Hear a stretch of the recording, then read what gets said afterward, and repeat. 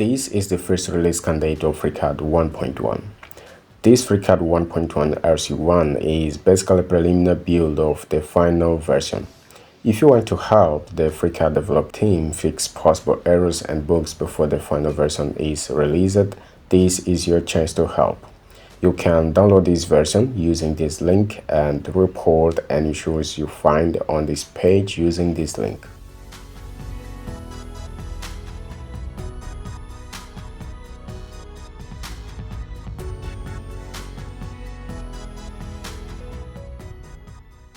The first release candidate of FreeCAD 1.1 was published on November 26. In other words, version 1.1 is closer to becoming an official stable release.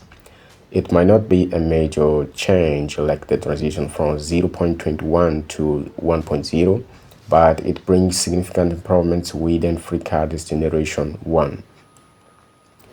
The current stable version is simple bug fixes and small adjustments to version 1.0, but the upcoming 1.1 release will bring changes within FreeCAD's Generation 1. In some recent videos on the channel, you can clearly notice the difference between versions 1.0.2 and 1.1. I was not really using the dev version, but it ends up being the same thing because that 1.1 dev version is exactly what has now been released as the release candidate 1. For 3D modeling users like me, the change, especially in the parts and workbench, are very visible. The tool panels were heavily reworked and the more mods were added. Our well-known transform tool was improved with more control parameters now. We can now move and attach objects to others using only this tool.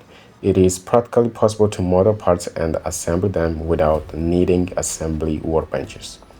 Well, we will go through the other changes and improvements in version 1.1 more slowly in the next videos.